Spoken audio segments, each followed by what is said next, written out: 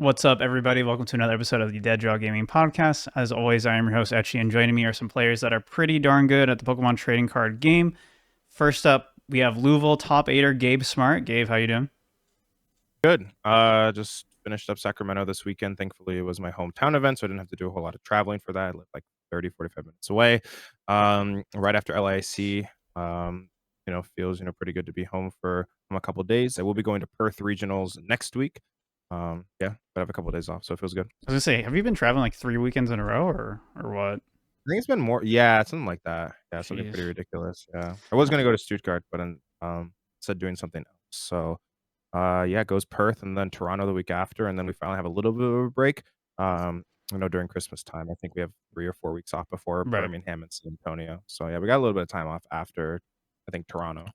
Yeah, sounds good. And then we also have back-to-back top 64 Caleb Rogerson. Caleb, how you doing? I'm doing pretty good. Yeah, I had a pretty good finish at LAIC with the fun Palkia deck, and then just finished up Sacramento, as Gabe said. Got top 64, which I was hoping for a little bit better, but I did only win 3 of my 12 coin flips. So not a great result there. And that was off of a Still kind of did 5-2-1 my best. day one, right? A 5-2-1 day one. Yeah, 5-2-1. I was 5-2, and then going into game 3 of round 8, I prized both my Polt and my Tina against Terapagos, so we tied. And then the Awesome. same thing happened. I prized my Polt and my Tina in my winning into cash.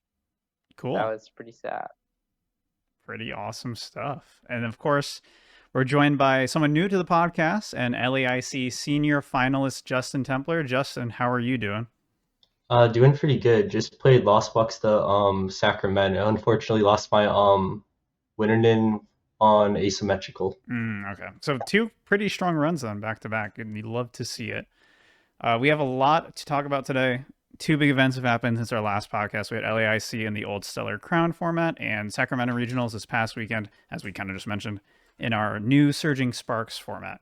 We're not going to dwell too much on LAIC format since it is behind us, but I did want to talk about, or more so have everyone talk about their deck choices for the event and their places in the meta going forward, while obviously highlighting the fact that Justin had an awesome run and got to finals. So after that, we'll talk about Sacramento Regionals and the meta as we look towards Stuttgart this weekend, and as Gabe mentioned, also Perth the weekend after. So I think we should just start with LAIC then. Gabe played Terapagos, while Caleb and Justin played Terapagos Palkia, which is a deck we didn't talk like at all about on the previous episode, and we'll talk a lot about it, I guess, right now. But I guess first, Gabe, you're the odd one out. Why did you not play the funny Palkia version and just rock the vanilla Terapagos? That's a good question. I thought the deck was, definitely like pretty good. I hadn't put necessarily a whole lot of games into it. So I didn't feel super comfortable with it. I felt that because I got top 8 at Louisville and then I played the same deck to Poland. I made a couple of changes and I lost rounds that I felt like I shouldn't have, kind of due to the deck list. And I felt like there was like a couple things like that, could have like potentially been changed. So I felt like if I potentially, made some of those changes, that I felt like my deck was like super, super good for the tournaments. And also the international championships are the final event of the format now. And I felt like just, playing something super comfortable. I thought that their like Tropicals Palkia deck was super, super good for that event. But I just didn't necessarily put in a whole lot of games into it, so I didn't feel super comfortable with it. But yeah, no, I went 804, tied my Winnanen into asymmetrical. I tied to Isaiah Bradner in the mirror match. I think I would have won game 3, but ended up tying there. So yeah, I got 19th place. Can't really complain. After a pretty good start to the season, and I still think that Terapagos is pretty good right now. I think it might get a little bit better, just because decks like Miraidon saw success. I think that Turtles should do pretty decently against that. I think, especially if you play the Buffaloes, they don't really have great ways to deal with Turtles. So I think that Terapagos is still in a pretty decent spot. I have also seen some lists begin to play the Togekiss, and I think that would be kind of something that's pretty cool in the deck. I think that pretty much any deck that plays 4 rare candy could potentially consider putting in a 101 line of that, and I think that Turtles could maybe do that too. So yeah, the deck is still good. I got 19th place at LAIC. I can't really complain, and yeah, I'll look into it for the next format. Yeah, I mean, it worked out well for you, so I guess it worked out to not play what the others played. But Caleb and Justin, you both played Terapagos Palkia. I guess first question is, whose dog is that? I guess is the first Oh, that's question. fine.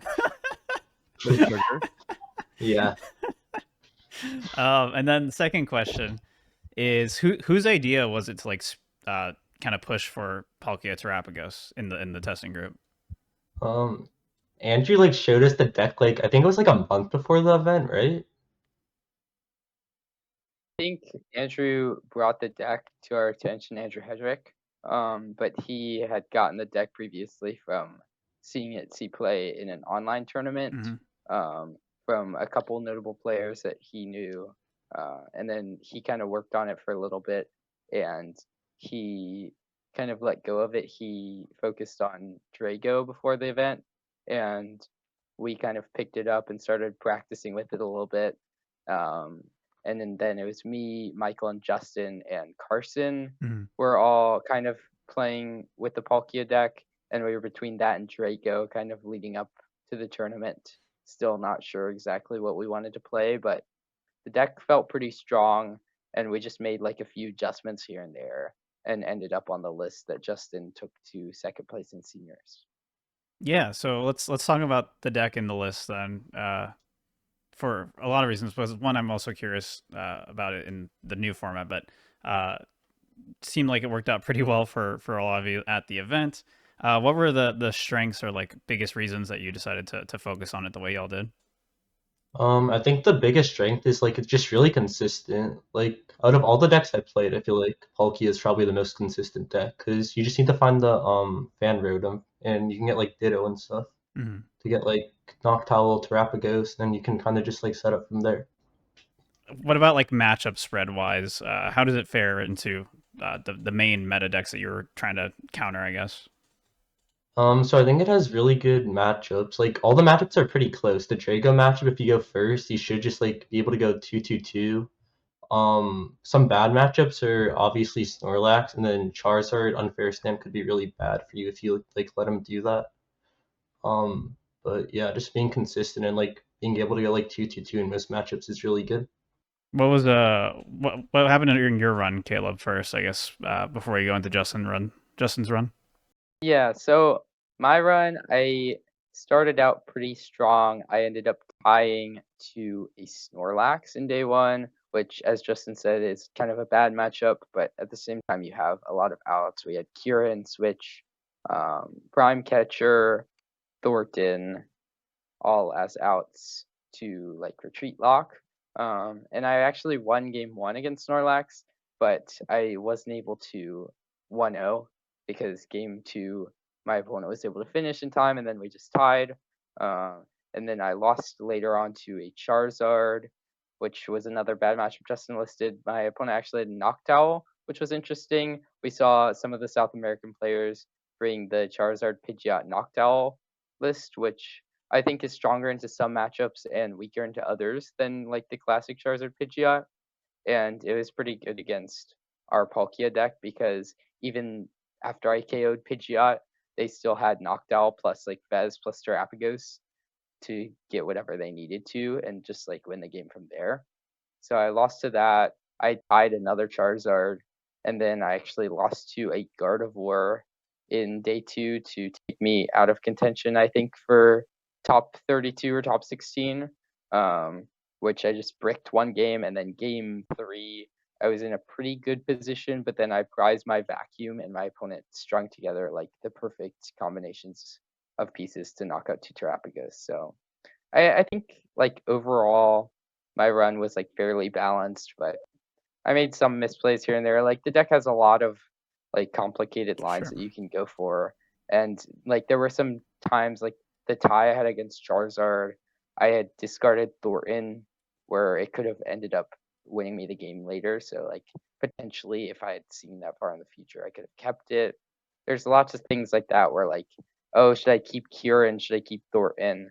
Um, might this be useful later in the game? But also, like, you need to set up. So sometimes you have to Ultra Ball away that stuff. Yeah. Justin, what about you? Do you want to just, I guess, talk about like top cut through finals? asymmetrical, I hit Lugia. My opponent unfortunately got a game loss for having 58 cards in his deck before deck check, so that one game one. Congrats. Game two, I was like in the lead, and then I'm pretty sure I got Iono'd into like a dead hand, where if I would have got like a Noctowl, I think I would have won. And then game three, I think I was just able to go like 2-2-2. Um, then top eight, I hit a Raging Bolt. Me and my opponent's draws were both very bad. I unfortunately had to like Ditto into Terapagos. I think my opponent whiffed a knockout, so then I just went from there. I think game two I lost, and I think game three the same thing happened as game one, where I had like Terapagos in my active and my opponent whiffed knockout. Then top four I hit Regidrago. Um, Game one, I go first. Unfortunately, with the turn two prize knockout, so my opponent gets to cure all of my Hoot Hoots. I think it leaves me with like a Terapagos and a Palkia. I think he like overbenched where I could have killed his Regidrago with Palkia and Iono'd. So I did that. Pretty sure he was down V Star, and he just couldn't respond to me. So I just took the last four from there. And then game two, I went second, but my opponent couldn't attack.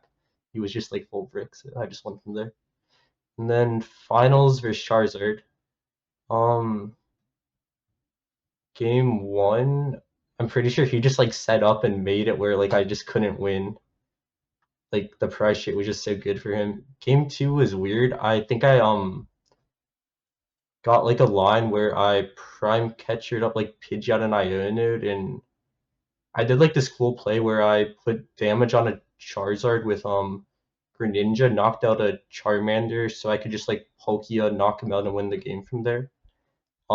Game three was looking pretty good for me. He didn't get the turn one Charmanders, um, so I could Greninja when he benches him. I did that, but unfortunately he unfair stamped me, and I didn't get to play the rest of the game. Right, yeah, that stamp was brutal, for sure. A tough way to end it off, but still a great run regardless. I guess my next question then is how do y'all feel about that deck going forward? Because I don't think any of y'all played it to Sacramento, right?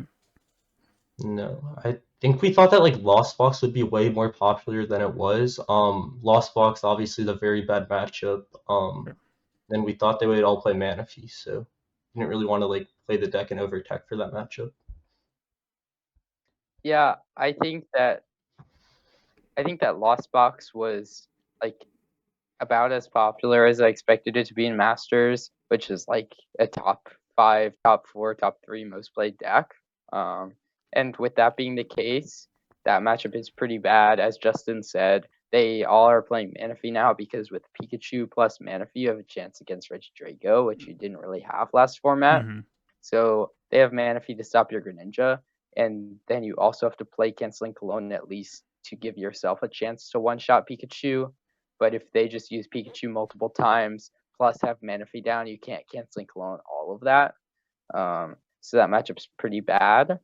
And then, like, the rest of the meta is fine for the deck, but the deck already was, like, on par with Regidrago in our eyes for, like, the best play for the IC. So it ended up to, once Lost Box became more popular, I thought the deck wasn't as good as Regidrago, Sure. and just ended up playing Regidrago, whereas Justin and Carson and seniors played Lost Box. Right, makes sense. Okay, then I guess not too much then to talk about that deck going forward. If I mean, we'll talk about Lost Box in a bit and how we think it'll be going forward, but we should probably start with talking about Surging Sparks decks that top cut the recent Sacramento Regionals, the first tournament in the format, and there are only 3 decks to talk about because there are only 3 decks in the top 8. It's Miraidon at the top 2, and then Gholdengo, and then the rest are all Regidrago. So Miraidon's probably the best place to start. Because we recorded our podcast before LAIC, we didn't talk like too much about the Surging Sparks decks. I think we actually talked a little bit more about it. I don't remember if we talked about Miraidon in the bonus episode or the regular episode, but we did talk a little bit about it, but we didn't go like super in depth. And we were just like, yeah, it seems pretty good now with Magneton, and that was like it. But obviously, it's a very strong deck. 2 in the top 2 is pretty good. I guess the question is, how do other decks in the meta respond now to this almost certain rise in Miraidon? Because it was very underplayed at this event in general, and then now it'll probably be more appropriate in terms of play rate. I guess I'll start here on Miraidon. I mean, I think the deck is really good. I think the addition of the Magneton adds a lot to the deck because you're pretty much a like deck where they trade just like 2/2/2 with you. So giving them one prizer isn't normally like the end of the world. I think that your matchup against Charizard gets a little bit better with it, but I still think that that matchup is relatively rough. And I think that like Zard gets significantly better with like Miraidon's rise in popularity. I expect heading into Stuttgart, Perth, and Toronto, that will definitely see a spike in Miraidon's play, just because it's a pretty easy deck to navigate. So I think a lot of people are gonna, kind of gravitate back towards it. So I think like we'll definitely see the deck hit probably at least 5 or 6% like moving forward, and like if it continues to do well, then I think that's probably going to go up. But yeah, no, I think the deck is really good right now. I think that we'll see a rise in Zard. I think the biggest thing going for it is that the Regidrago matchup is pretty good. Like you're pretty consistently able to take like 2 prizes in the first turn. You have, things like your Bravery Charm as well, which can, kind of cause a lot of issues. You just, kind of run them over very, very quickly. So I think having a decent matchup against that is, really big. So I think we'll see, potentially what happens is like Miraidon will see a lot more play. Maybe Regidrago's success goes down a little bit, and then I think maybe Zard's success, kind of starts to go up too. So yeah, I think the deck is definitely going to cause some changes. I think it's really good. I also think Miraidon's pretty good. I know that Benny in our chats was always advocating for Miraidon. He didn't go to Sacramento, and he would always talk about how Miraidon's so good. And I would like shut him down, saying that the Draco matchup's not that good. But after seeing the deck success, I learned how good Magneton is, and also being able to like activate your own counter catcher is really good, as well as just the build that did well with the secret box and the 4 boss is like slightly different from the build of Miraidon that I was testing against before with Drago. And I do think the deck is like fairly solid against Drago, like better than I expected it to be. So that's like one thing that's really good for Miraidon, as well as just the Magneton allowing you to power up an Iron Hands after you've already powered up like an early attacker, like an Iron Hands turn 1 plus an Iron Hands at the end of the game in certain matchups could be really good. So I do really respect the deck a lot more than when you had to just hit all your generators. Now you have Magneton as insurance at the end of the game. How does the Zard matchup now compare to before? Because before it was very, very, very heavily Zard favored, where it was just impossible for Miraidon to deal with it. But Miraidon does have new tools now. Do those new tools help the Zard matchup at all? It's closer, I but think still the not Zard favored. matchup sucks. Yeah. Yeah. How much suck are we talking here? Like 65-35. Okay. I think it might be worse. Like unfair staff just makes it horrible. I don't know how they're like ever gonna win. Well, if you have Raichu plus Magneton, you at least have 1 KO on a Zard. Before, the matchup was like 75-25 for Zard because you set up 1 Zard and the deck can't even deal with a single Zard. But now you at least have Magneton Raichu to kill 1 Zard. So if the Zard player can't set up more than 1 Zard, then you can win. Or if they bench Pidgeot, you kill that, you kill Zard, and you kill Rotom. So maybe. I guess that is a slight improvement, sure. Yeah, that's like basically all the difference is just ease of deleting one Zard that doesn't seem still great. So that's fair. And don't play Iron Thorns because it doesn't help. I've tested the matchup. It doesn't really do anything because you're not really pressuring them. Did people did people play Iron Thorns and Miraidon at Worlds? I'm trying to remember. Well, I don't remember so, at right? Worlds, but like when Zard was like fairly popular and some people were playing Miraidon, there was some Iron Thorns just to try to beat Zard. But whenever I played the match against Andrew, I would always like 5-0 him with Zard, so it didn't really do anything. Is there any other kind of response that'll happen, you think, meta wise or deck inclusion wise to deal with the potential surge of Miraidon? maybe like Lost Box, but that was already kind of popular. I think Lost Box has a decent chance against Miraidon because you have Pikachu, which they have no way of currently one-shotting, and then even just Ursaluna is a hard Pokemon for them to knock out. So you can just 2-2-2 trade with them, even if they get the first two with Iron Hands. It's going to be hard for them to get past Pikachu. They're going to have to like power up 2 more Iron Hands, and Gust is pretty hard for them to do. Mm-hmm. So I guess maybe more Lost Box, but I don't think it's going to be that much more than it was at the last tournament.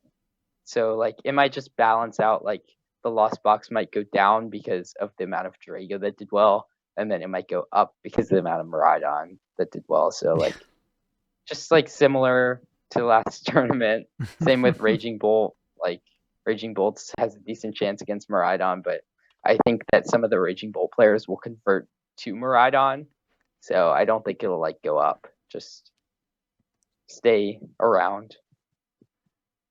Yeah, makes sense. All right, let's talk about everyone's favorite Regidrago, which was I think Caleb played it at Sacramento, but no one else did, right? Yeah. Okay, so why did you decide to play it for Sac, Caleb? Well, I really don't like Regidrago because the deck can be a pile of bricks like half the time. But once you set up, the deck is like completely broken. And sometimes you don't even have to set up. Like I had games against Lost Box where I just was doing nothing for like 4 turns, but I would still win because I was playing Regidrago and they're playing Lost Box. But basically I just decided that it was the best deck, even though it kind of sucked because everything else also kind of sucked. But I was really torn between that and Lost Box in the end. But I'm glad I decided on Regidrago because with Regidrago being such a high percentage deck, Lost Box kind of didn't have a great chance to go the distance for me, which is why I ended up picking Regidrago, just because I think I have a better chance in the mirror than I do with Lost Box versus Drago. What did you play again, Gabe? Sacramento? Yeah. I played Zard. Yeah, so I played Zard. I kind of accepted that the Drago matchup was close, but still probably 45-55. I went 5-3. I was gonna ask how that how you feel about that matchup now in Surging Sparks. Yeah, I mean, I still think it's pretty close. I think it's 45-55. I think Drago is slightly favored. I do think that winning the coin flip is a huge thing for Zard in that matchup. If you win the coin flip, I think you're maybe about 50-50, but if you lose it, you're about 40-60. So I think that, 45-55 feels relatively fair. Yeah, I think that, Zard's pretty good. I lost to 2 Drago. One of them was Jonang. I just completely bricked against them. I think I took a combined 2 prize cards in both the games we played, and I attacked like once or twice. So that game didn't go well. I lost to a stall because they earied my canceling Cologne. And then I lost to another Drago when I was 4-2. Just because they drew pretty exceptionally well. I also made some kind of interesting plays, assuming that like I made some plays that were like almost too safe. That I feel like kind of like forced them to draw well, and they did. When I could have taken like a different route in the matchup. That was a little bit, I feel like, riskier, but I feel like I probably should have done that. But yeah, I mean, the deck is good. I think it gets significantly more stronger. I think your matchup against Gholdengo is pretty good. I think that, Gholdengo will see some increase in play rate after just got top 4 at Sacramento. You do pretty good into Miraidon as well. So I think it's probably in a much better position heading into Stuttgart than it was, the week before. But yeah, I think it's pretty good. I'm not, too sad about my run. I hit some, pretty unfortunate draws and matchups, but that is what it is. I still think it's pretty good. Do we just expect Regidrago to just kind of permanently be at the position it's at for the next 3 tournaments in terms of like play rate and success rate as well?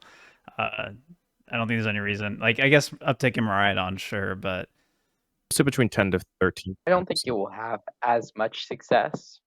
Like 5 in top 8, probably like go down to like 2 or 3 in top 8, but still pretty successful deck. I think it'll be like the best deck of the format overall once we look back. Mm-hmm. Since Gabe mentioned Gholdengo, I wanted to talk about that really quickly. Have any of you been testing Gholdengo much at all recently? Yes, I think it's kind of good. I think it's okay. Yeah, talk about it. Speak on that. Yeah, so there's a brand new card called Togekiss, which reads when you take a knockouts, you get to flip a coin, and if you flip heads, you get to take one more prize card. And the Gholdengo deck is one of the decks that can easily play that. And I think that card is really really good in the deck. I know that Andrew Hedrick, I believe, played against that in the win in it and lost, and in game 2, I believe, lost because of the coin flip. So I think that that deck is like kind of good at stealing games that I feel like it shouldn't, simply because if you flip like really well on Togekisses, you can just like win a bunch of games that you probably shouldn't. And I do think that um the Energy Search Pro is like really, really good in the deck. Like you really have like no problem anymore of hitting, turn 2 350. So if you're planning up against a Zard, then you can one shot like relatively easily. It's relatively consistent as well with Cypher Maniacs. That card is actually pretty good. You can stack your deck in a lot of situations to put yourself in situations where something like an Iono is not going to brick you, or like it just like instantly finds double superior energy retrieval, which is really nice. So you can consistently take those um one shots against some of those like high HP Pokemon. So yeah, I personally think it's good. I definitely think it's going to show up and do well, and I think the Togekiss card is kind of cool. So yeah. Yeah, it did really well at the event. I think it was also another deck that was pretty underplayed, but yeah, got one very strong placement. I don't know the full standings beyond top 8. I think they just put out like the deck list recently. There were plenty in day 2 from what I remember. I don't think there was like I think it was on the graphic. Yeah. Oh, on the day 2 graphic. Okay. Oh yeah. I saw it. Yeah. It was like It 4 or also 5 got top 4 at LAIC, right? Yes, it did. Did it really? Top 8 maybe? Yeah. Top It got 4. top 4. At It least lost to top Brent, 8. I Top believe. 8 or top 4? Yeah. It lost to Brent in top 4. That was pre Energy Search Pro as well. Wow. Yeah. I actually haven't played much Gholdengo, but before LAIC, I kept talking about how I wanted to play it. I was like, Gholdengo's broken. We should just play Gholdengo. But I never actually tested the deck. But I think it's still kind of good. Like, the deck, in theory, against Drago, if they don't play Hawlucha and you play Manaphy, they can't, like, take the first 2 prize cards ever.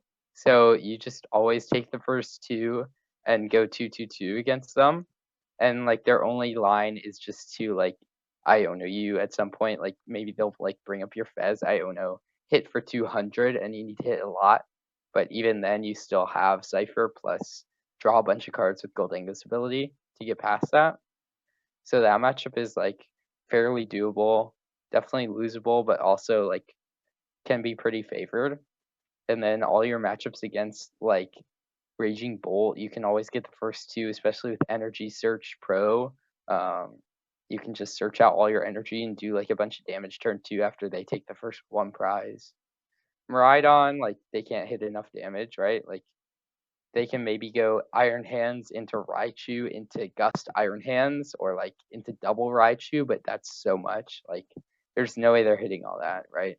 So I feel like you have pretty good matchups. I mean, it did lose to Miraidon in top 4. It kind of had to, right? Because it got top 4 and Miraidon was double finals. Yeah.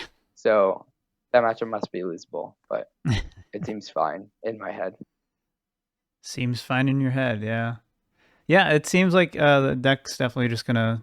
It got a nice little buff in the new format, and it just seems like it's gonna be around, and people should probably be a little bit more prepared for it than they were for Sacramento. Justin, you played Lost Box, right? Yeah. So, why were you not afraid of Regidrago? Well, I was just not hoping I hit that many. I hit 3 though. Went 1/1/1 versus them. I was playing it versus Caleb the night before. Caleb also thought he was gonna play Lost Box until he switched to Draco last minute. I believe I went like 2-1 versus you. And he I went played like so bad versus you. But like Andy went like 4-2 versus Michael, I think, right? Something Yeah, like and he probably walked twice with a dead hand and Cleffa once. Okay. Well, besides like Drago, everything else is like pretty good. Like Zard's pretty good. Lugia's pretty good. Miraidon's pretty good. The Pikachu's just broken. Yeah, how do you feel about the Pikachu's impact on like the matchups? It just like makes everything so much better. You can like be down 2 prizes versus Bolt and still win. And like Drago, it obviously makes a lot better. Just because you're straining their cologne more, right? I mean, yeah, and also you can one-shot a Drago. That too, yes. You can one-shot a Drago. Pretty strong, for sure. Before they set up one Draco and you lose. That's fair. Unless they prize their Kyurem, right? So The only way you could win before is like take 2 early, and then maybe you set up some kind of like Sableye amp where you like Sableye like Cleffa and 90 on Fez and amp it or something. Like there's like weird lines you could take, but you would need to draw so much. But now with Pikachu, at least you can one-shot Drago, and then they're forced to find so much more, like burn their V-Star, and right. they're probably not going to be able to Iono you at the perfect times anymore because they have to burn their V-Star just to set up a second Drago. Or like they'll have to use Gudra now, which is still pretty bad for you, but some of them aren't playing Gudra, which is good for you. Or if they Gudra, at least they're not using Polt or Kyurem. Sure. Do you think the success of Drago at this event, not winning but still getting 5 of the top 8, makes it okay to still consider Lost Box at these upcoming tournaments? I mean, I think Draco's gonna go up, but the matchup's like not like that bad, and everything else is just so good. So I think you should maybe consider it a bit more. I don't know. When I played from Drago's side, it felt like super free. But also, if you're playing Lost Box and the Drago player doesn't know what they're doing, then it's like kind of fine. Okay. Yeah. So just hope your opponents are But bad. basically, yeah, I would just like sit with Cleffa, and then even if they gust up my Drago, then I just like keep using Cleffa, and then eventually I get the Drago with V-Star left and just start Gudraing. And they run out of Gust too. Right. Which means they just like can't get around Gudra. I wanted to talk about Terapagos next because again, y'all played it for LAIC or some variant of Terapagos at LAIC. How do you feel about the deck with how the meta has kind of shaped up at this recent tournament? It's fine. It's like a 1.5 deck. I think it's a tier like 1.5 deck. I don't think it's at the moment tier 1. I do think that its matchup versus Miraidon is probably pretty okay if you play something like the Buffaloes. I still kind of need to look at the metagame. I will say that if Lost Box comes back in big numbers, that matchup does seem pretty scary for that matchup. So I think that Tropical doesn't do great against that. I will also say that I don't know how good the Gholdengo matchup is. If you go first, it's kind of okay, just because you can kind of board wipe them. But if they go first and they get like multiple of them up, your math doesn't really work very well against that deck. Right. Having 260 is kind of an issue.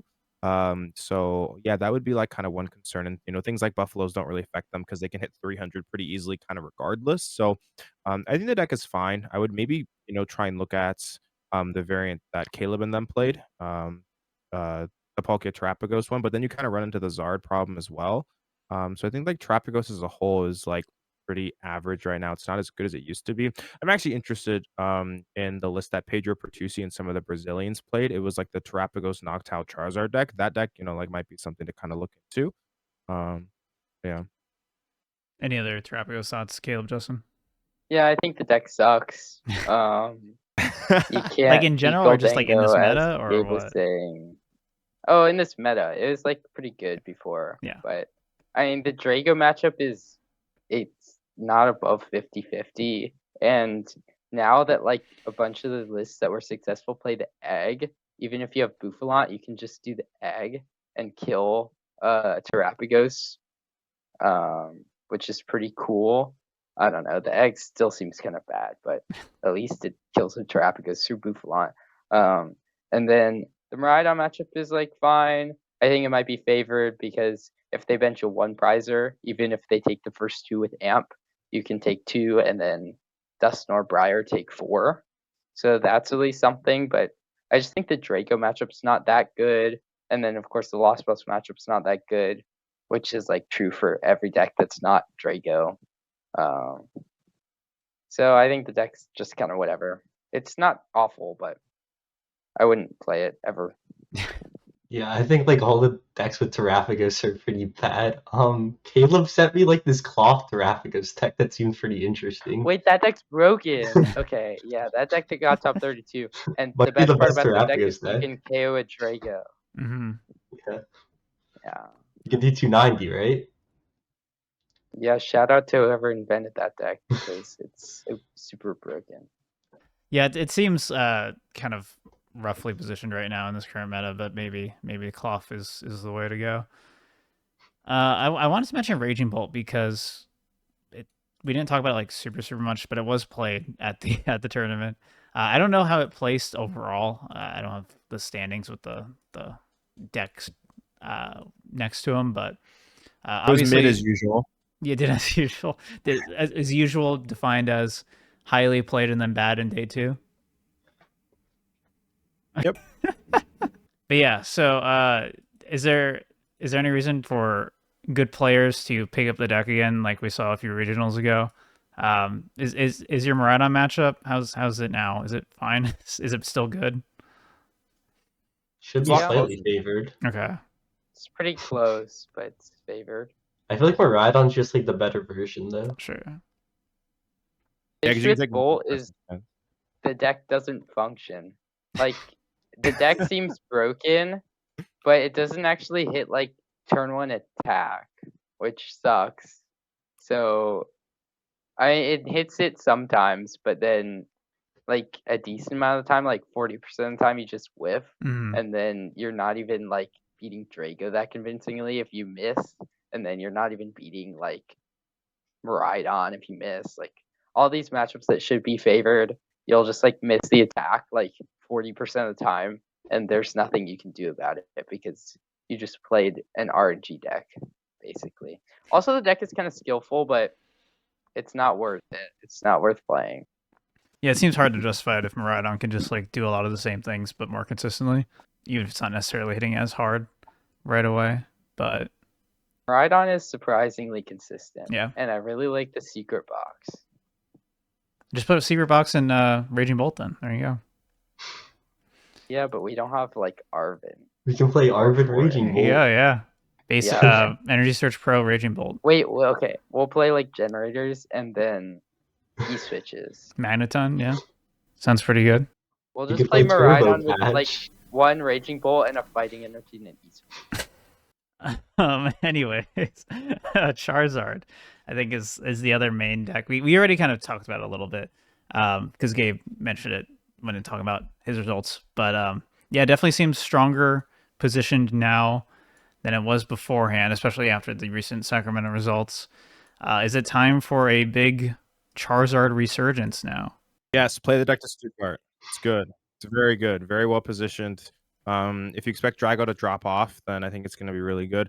I still expect people to play Bolt brainlessly into the format as like the most popular deck. I also think Bolt is like a fine deck, by the way. I'm not going to entirely shit on it, but I think that this is Zard's time to come back, and I think that like with like Miraidon and I think that with like the Dawn seeing a lot more success, maybe Drago's success rate kind of goes down a little bit. I would say that the success rate probably won't go down that much. I think the play rate might go down, maybe like a percentage point or two, but I still think the success rate will be there. But that could still like definitely leave, I think, the door open for Zard to see a lot of success like moving forward. I mean, I think it's good. I do think the interesting thing is like what a spec do you actually want to play? I saw some lists that saw success that ended up playing the trolley. I ended up choosing the unfair stamp, but I think that's kind of the debate at the moment, because the trolley does mean you can cut down to like 2 nest ball and like 3 of like the buddy puff, and so like it kind of opens up like multiple spots in the deck, which is really really nice.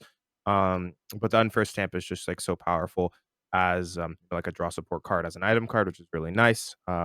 Like really really helps in certain situations where like your opponent kind of, I guess, like overextends a little bit too much at the beginning of the game. But it's very good to punish them in those situations as well. But yeah, I think that trolley like definitely has some potential in the deck. And I think that'll be, I guess, one of like the most interesting things. Is like what I expect. I don't think there should be a debate. I'm pretty sure unfair stamp's just like too broken. It just goes so well with the deck. Like I being don't know, able to multiple unfair that stamp do turn too. 2. Justin's just saying that after LAIC finals. He's been through he's it. mad. Yeah, I've been testing Zard a lot. If I was going to Stuttgart, I'd definitely play it. Yeah. Unfair stamp's just so broken. Yeah, well, as I've said before, Zard's like too complicated and inconsistent now. Like, it used to be so cool. You just like set up one Zard and start swinging with it. And now you have to play Dusknoir and Briar and Turo and all these bad cards. But the deck's pretty good still. I'm still scared of the Drago matchup, but it's definitely winnable, especially if you play well. So, and you need unfair stamp for that matchup because if your opponent like burns their V-Star and you unfair stamp, they just lose. So that's kind of cool. Yeah, I think the deck's pretty good. You beat Miraidon I mean, the deck has 4 Nest Ball. I think it's pretty consistent. and 2 Rotoms. Yeah, seems like a good play if you do want to make sure you do defeat Miraidon. I guess quick meta predictions. Is there any, oh, before that, any other decks y'all wanted to mention, talk about? Anything at all? Anything we glossed over? Cloth deck. True, Cloth. Do you have words to say? I don't know, it should be Miraidon because you're fighting type. And also, it's like not that bad against Drago because you can hit 290 with like the Mochi and the poison. You use like Sneasler, and then you can also beat people by donking them because you hit like whatever the Petrant thing to do 80 turn 1. It's like pretty cool. I think at Louisville, Roan Stavenau played against the deck, and he was playing Terapagos, and he played against a Cloth, and he lost the coin flip, and the guy donked him game 1 and 3, and he didn't even get to play the game. So That's the deck's main win con. That is one of the deck's main win con. Destroys Terapagos anyways. You just like I don't think it does though. That's the thing, dude. I beat the guy won at LAIC. Yeah. That was his only loss all tournaments, and he got 16. Actually, you could attack with Pidgeot. It destroyed our Palkia deck though because there's no Pidgeot to attack with. I lost it too. I played Vacuum, so it helped out. Vacuum was really, really good in that deck. I fell behind 6-1 prize cards, and I Vacuum KO'd the fish with stone on it, and then he bricked for like literally 4 or 5 straight turns. He was like draw pass and went KO. That's true, actually. Their deck can't beat Iono. I think Fez maybe, but you could kill Fez. I was playing versus it earlier at ladder with Zard, and I was like going behind like 4 prizes, and then I would just like candy Zard Iono, and like they couldn't really do anything. Yeah, I mean Zard destroys that deck. So if you're expecting Zard to rise, then the deck might suck. But it's fine against a lot of stuff. It's actually fine against Drago, so that's kind of cool. It doesn't sound too bad then, in the grand scheme of things. So I guess then just meta predictions for Stuttgart. I don't really know where I want to go with them. I guess I don't know. Raging Bolt will still probably be 3 somehow. Third most popular. I don't know. I don't know how far to think Miraidon will shoot up. Is the big thing. I think it's gonna be like top 5. Yeah, but top 5 at this tournament was like 5%. So it'll be higher than 5%. Yeah, I think so. So around like 8, right? 7. Yeah. So that would place it probably like 4th or 3rd potentially. If it wasn't for the aggro players being split between Bolt and Miraidon, that would be like above Drago. Yeah. First and second should still be like Drago, split. Bolt, right? I guess. Yeah. Or people come to their senses with Bolt. I don't know. Or it'll just win the event because we're talking smack about it. One of the two. I think Bolt's always going to be popular. It might be like Drago, Bolt, Miraidon. Because, like, what else he's play? Zard? I think people are still going to play Lugia, even though it's not a great deck. Oh, Lost Box. Lost Box will still be top. I think Lost Box will be definitely higher percentage than it was at this tournament, but it might not be like higher placing on the tier. It'll be placements. Like Drago, Bolt, Lost Box, Miraidon, maybe swap Miraidon and Lost Box. That's pretty high. Zard, I guess. I feel like Lugia may be popular. I'm not sure. Dude, Lugia was like 5% this tournament, and it's so bad now because it loses to Lost Box and Miraidon. It's Miraidon. Yeah. Like Miraidon's gonna be played. Yeah, it was like people like playing the deck. Yeah, and I thought I like made a bet that it was gonna be like 8% still at whatever the Sacramento, and then it fell to 5. I don't think I actually made a bet, but I said it was gonna be 8. 5 was I thought 5 was like even high for Sacramento, but I'm also very low on Lugia. Well, it was high because the deck's terrible, but everyone plays Lugia always, so I expected it to just like stay played. Sure. Yeah, I don't expect Lugia to be no more than 5% for this tournament for sure. I think I'm gonna say maybe like Drago. I think top 3 will be some combination of Drago, Zard, Miraidon with Bolt really, really close or in that top 3 with one of them just popped out. And then, yeah, I think Lost Box will be a little bit higher percentage-wise, but probably not like 10%, maybe like 8, 7, something like that. Gabe, what about you? What are you thinking? Yeah, I think that Drago will still be the most played deck. I think we're gonna have a situation where like Drago's like 12 or 13%, and then we see like Bolt at like 11 to 10, and then just like a bunch of just like 7 or 8%ers. I think that's probably what's gonna happen. Yeah. I think the meta will be very I'll say just like very diverse. I think it'll be similar to Sacramento, except we'll probably see a couple of percentage points taken, here or there, and in favor of, going towards, probably Miraidon. I assume Miraidon will sit around 6 to 7%. I think that deck's gonna spike up quite a bit. So the percentage points have to be kinda taken from somewhere. I will also say I do think Zard is gonna, see a spike. I think that players are gonna realize, especially the top players, that, Zard is actually a pretty good play. Um, so I think that, we'll see, that. So I'd probably say like Drago 13%, Bolt like 11%, Zard 10%, and then we'll probably see, like a bunch of, like 8 to 9%ers. I think one of the bigger drop-offs will probably be Lugia. I think the deck's like position in the format just isn't great right now. And yeah, I think that's gonna be, I guess, one of like the bigger drop-offs. But we already kind of started to see that at Sacramento. I think the deck dropped off substantially, and I think that will kind of continue. Justin, what do you think? Drago Bolt definitely gonna be 1 and 2.